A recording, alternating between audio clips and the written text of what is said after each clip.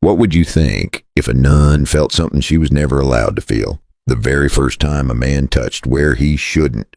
That question haunted the Kansas summer air in 1893, because on a burning stretch of the Santa Fe Trail near the Arkansas River, a young nun was hanging from a tree, her wrists tied high above her head, her ankles tied to two separate ropes pulled wide apart, her boots kicking at empty air.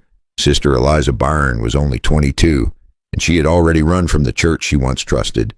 But the truth was quieter and more dangerous, because she didn't trust the church anymore. She was running toward herself. Her habit was torn at the sleeves, her arms numb, her throat raw from begging no one was meant to hear. She still wore the habit. Not for the church, but because it was the only thing she had left. The road was empty. No wagons, no riders, except one far-off silhouette, watching, then riding on. Only cicadas screaming in the heat. And if you think that's the worst thing that happens to a runaway nun out here, you're wrong. Then a horse slowed. Leather creaked. Boots hit the ground. Caleb Hart, a 48-year-old rancher with dust on his hat and scars in his eyes, saw the ropes first. Then he saw the girl, not a sinner, not a symbol. A woman tied up and left like prey. He didn't ask questions. He climbed the trunk, cut the ropes, and caught her as her weight fell forward. That catch saved her life, and almost ruined his. In that split second, his hand slipped where it never should have been. Not from desire, from instinct, from saving her, from hitting the ground. Eliza gasped. Her breath broke. Her body reacted before her faith could stop it. She pulled back just enough to whisper, her voice shaking with shame and something far worse. "Your hands, that was wrong." Her eyes didn't agree. She swallowed hard and looked away fast, like she could hide her face from God and from herself. But her cheeks stayed hot anyway. Caleb froze. He stepped back so fast he nearly stumbled. He pulled his hands up where she could see them, like a man showing he meant no harm. "I'm sorry," he said, and his voice came out rough. But the damage was already done, not to her body, to her certainty, and Caleb knew it too. One wrong second could follow a man for the rest of his life, because Eliza knew then that Silas Crow had not been the most terrifying thing she would face. The real terror was realizing she couldn't go back to feeling nothing. And somewhere between the dust, the ropes on the ground, and the man who saved her without taking anything, Eliza Byrne took her first step away from the church. But the road ahead was not mercy, it was consequence, and the rancher who cut her down was about to face something far worse than guilt. Stay with this story, because what followed that moment beneath the tree would change both of them forever. Caleb kept his eyes on the trail, not on her, like looking too long might make the whole thing worse. Eliza sat side saddle behind him, one hand gripping the saddle horn and the other pressed to her own wrist where the rope had cut deep. They rode in the thick Kansas heat until the cottonwoods thinned and the land opened up. A low ranch house came into view, sun-bleached boards and a small corral, a water trough that looked like heaven itself. Caleb helped her down without touching more than he had to. He handed her a tin cup and said, "Drink slow. You passed out on me, and I don't feel like carrying you twice in one day." It was the first thing that almost made her smile. Inside, the place smelled like coffee, leather, and horses. No fancy talk, no church hush, just real life. Caleb found a clean rag, poured water over it, and held it out. "Show me your wrists." She held them out. He wrapped them gently and tied the cloth, the way a man ties a gate latch, firm but careful. "You got a name?" Caleb asked, then added, "Besides Sister Eliza," she said. "Eliza," he repeated, like he was trying it on for size. Then he cleared his throat. "I didn't mean to, back there." "I know," she said too fast. She sat at his kitchen table and stared at her hands, like they belonged to somebody else. Caleb put a plate in front of her. Beans and bread, nothing holy, just food. "Eat," he said. Eliza took a bite and felt her throat tighten. Not because it tasted good, because nobody had told her she could simply eat without earning it. When she finally spoke, it came out messy. She told him she left the church outside Wichita, not because she stopped believing, but because she couldn't breathe in there anymore. She said there were things she saw, things people pretended not to see. And she wasn't built for pretending. Then she stopped talking and watched his hands, like she was still deciding if she could trust him. She had joined a wagon train headed toward Dodge City, thinking she could disappear into the wide world. They camped near the river, and in the heat she walked off for water. The train moved on without her, just dust and distance. By the time she ran back, all she saw was the last wagon shrinking into the prairie. Then Silas Crow stepped out of the brush like a bad thought. You can't shake. Caleb's jaw tightened at the name. I've heard of him, he said. Men like that don't stop at one bad act. He's coming back, Eliza said. Caleb walked to the window and looked out at the open land, like he could already see a man riding toward them. You're safe here tonight, he said. As safe as I can make you? Eliza nodded, but her stomach sank, because she remembered Silas's smile, and she remembered the way he said he liked women who belonged to God. Because it made breaking them feel like a game. Caleb turned from the window, and his voice went flat. Finish your food, Eliza. Then tell me everything, he said, because out on that trail, Caleb had cut her down. Now he was about to decide what to do with the man who put her up there. Eliza told Caleb what Silas had said, and she hated that her voice shook on the worst parts, not because she was weak, because she was tired of being scared. She described the way Silas smiled first, like he was friendly, like he was just another traveler. Then she described the way his eyes changed when he noticed her habit. He didn't just want her money, he wanted her shame. He wanted a story he could drag into town and sell for laughs. Caleb listened without interrupting, but his face got still, the kind of still that meant something inside him had already stood up. When she finished, he nodded once and said, All right, 2 words, but they felt like a door locking. Caleb had lived long enough out here to learn one rule. If you let a bully write the story, you spend years cleaning up the ending. He went outside and checked the corral gate, then the window latches, then the barn. He listened for hoofbeats, not frantic, just steady. Eliza watched from the doorway, holding a cup of coffee that had gone cold. You got a rifle? She asked. Caleb glanced over. Sure. Are you going to use it? He shook his head. Only if I have to. Then he added, Silas likes easy targets. He won't find one here. Eliza tried to laugh, but it came out thin. You don't even know me. Caleb looked at her like she'd said something strange. I know enough. I lost my wife to fever 10 years back. I've seen what happens when good folks look the other way. I'm not doing that again. You were tied up in a tree. You didn't do that to yourself. They sat at the kitchen table again, the lamp lit low, the summer night pressing against the windows, crickets outside, a lonely owl somewhere near the river. The house smelled like coffee and sun-baked wood. Eliza's wrists throbbed under the cloth wraps. Caleb poured water into a basin and set it in front of her. Wash up, he said. Nobody sleeps good covered in trail dust. She washed her face and stared at her reflection in the dark glass. A nun. A runaway. A woman who had felt a forbidden spark and didn't know what to do with it. Behind her, Caleb cleared his throat. You can take the bed, and you... I'll take the chair.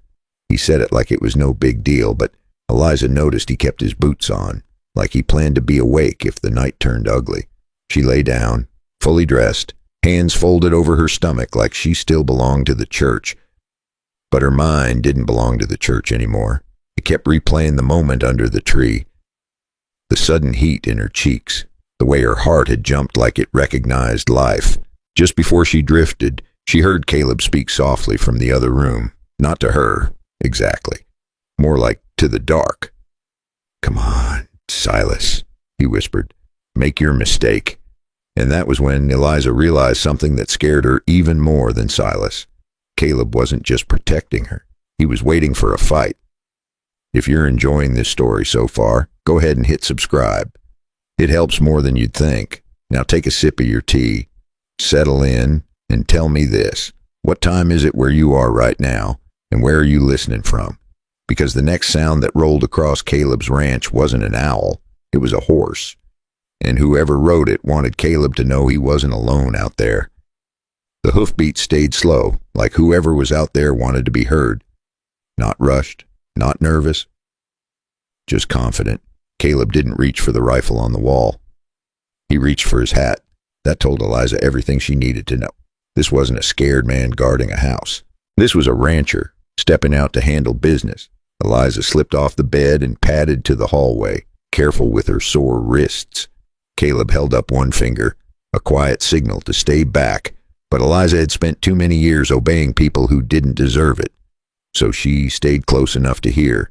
Caleb opened the door, and the night air poured in, warm and dusty, carrying that river smell from the Arkansas. Moonlight laid silver on the fence rails, and there he was, Silas Crow, sitting on his horse like he had all the time in the world. A revolver sat low on his hip, and his hand rested close to it like a habit, out past the fence line. A second horse stood in the dark. Rider or no rider, it was hard to tell. He tipped his hat with a grin that didn't reach his eyes. "Evening, Hart." Caleb's voice stayed calm.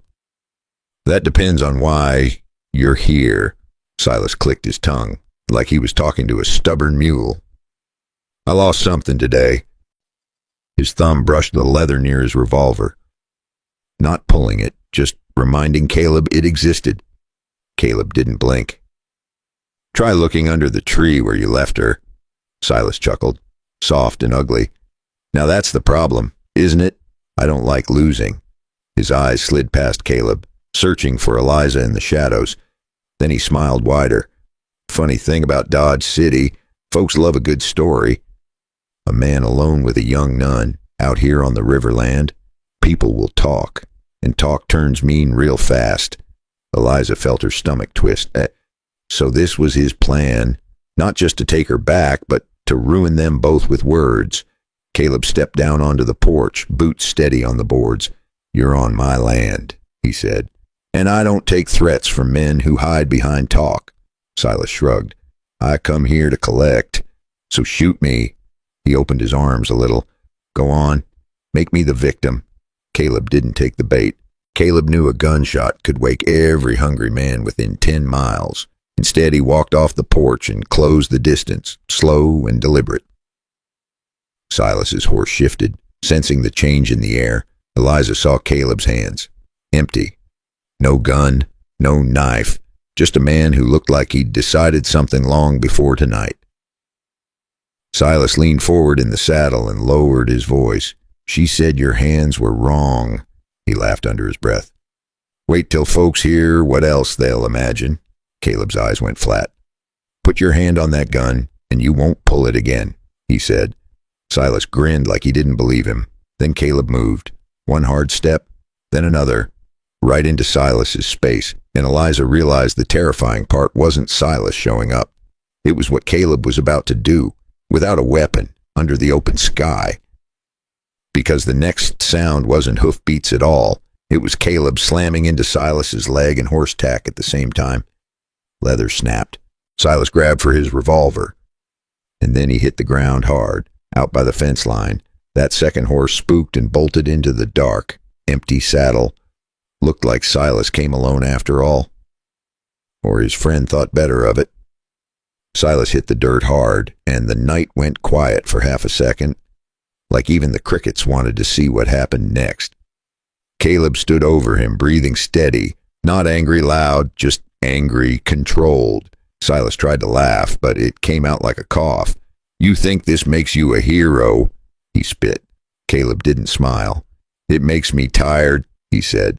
"Tired of men who only feel big when they make others feel small." Silas rolled, reaching for something at his belt. Caleb was quicker. He grabbed Silas's wrist and twisted until the fingers opened. A small knife dropped into the dust. Caleb kicked it away. Caleb took Silas's revolver and spun the cylinder. Calm as an old hand. Then he pocketed the gun. "You'll walk into Dodge with me at first light," he said. "Alive and talking straight to the sheriff. No gunfire. No glory. Gunfire brings cousins and friends and funerals. Learned that the hard way outside Abilene. Caleb wanted a clean ending, not a feud, just a clean ending to a dirty threat. Eliza stepped onto the porch before she could talk herself out of it. Her voice shook, but it didn't break. "Look at me," she said. Silas turned his head and his grin tried to come back, until he saw her eyes. Not fear, not shame, something harder. Choice.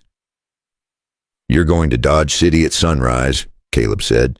Caleb walked him into the barn and slid the heavy door shut. Then he sat on the porch with Silas's revolver in his hand and waited for morning. "If you ever come near this ranch again, you won't get a second ride out," Caleb said. Silas spat in the dirt and muttered about stories, about people talking. Eliza looked at the open prairie and realized something. People were always going to talk. They talked when she wore the habit. They talked when she left the church. They talked when she got saved under a tree, and they would talk again if she chose a new life. Caleb walked back toward her and stopped a respectful distance away. "I'm sorry," he said quietly. "About the tree, about all of it," Eliza swallowed. "For the first time in a long time. I don't need an apology," she said. "I need a direction." Caleb nodded like he understood more than she had said. "You don't have to be sister here," he told her. "You can just be Eliza." That night she sat at the kitchen table with a cup of coffee. And the world felt different, not easier, but honest. And shame only works when you hand it the keys. So here's the question for you. Have you ever had to fight for the right to live free, no matter what folks say? And if you have, what did it cost you? Pride, peace, or both? Another question. If the whole town talked about you tomorrow, would you still stand by what you know is right? Eliza did. She chose to stop running in circles and start walking forward. Not toward perfection, but toward peace. If this story moved you even a little, hit the like button. It helps this channel reach more folks who need a good tale tonight. And if you want more true stories left behind, subscribe so you don't miss the next one. By the time they reach town, the story will already be waiting for them. Because when the sun comes up, Silas won't be the only one heading to Dodge City. Eliza's going too, and whatever name she chooses when she gets there, well, that's a story for another night.